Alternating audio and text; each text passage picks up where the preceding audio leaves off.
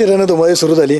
काय वाटतं कसा हवा आहे नगरसेवक तुम्हाला? भावी आता नगराध्यक्ष सुद्धा जनतेतून आहे यावेळेला, तर काय तुमची एक मतदार म्हणून आणि एक व्यावसायिक मतदार म्हणून काय अपेक्षा आहे की तुम्हाला भावी नगराध्यक्ष तुमचा आणि तुमच्या प्रभागाचा नगरसेवक कसा हवा आहे? आमचा नगरसेवक आणि नगराध्यक्ष हे जनतेची सेवा करणारे असायला पाहिजेत. गावातील ज्या समस्या आहेत त्या त्यांनी पूर्णपणे दूर करायला पाहिजेत.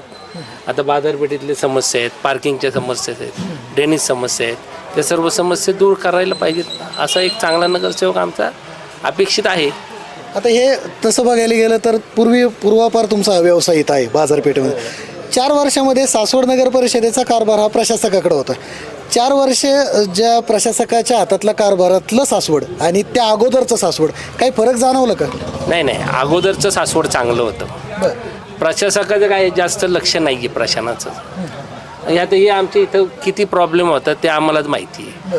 गावात ती कुत्री सगळ्या बाजारपेठेत फिरत आहेत, गाड्या कोण कुठं लावते, आमच्या दारात गाड्या गिऱ्हाईक यायला जागा नाही. असली परत प्रशासन कुठंच लक्ष देत नाही. तसं मग नगरसेवक असल्यावर आपण हक्काने सांगू शकतो, नगराध्यक्ष असल्यावर सांगू शकतो.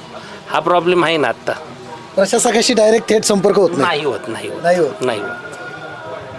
आणि काय वाटतं आता हे जो प्रशासकाचा जो आज काळ गेला यामुळे मतदानाचा टक्का वाढेल का? आता लोकांना महत्त्व कळालं असेल का की नगराध्यक्ष आणि नगरसेवक असणं किती गरजेचं आहे? वाढायला पाहिजेत, म्हणजे असं मला तरी वाटते.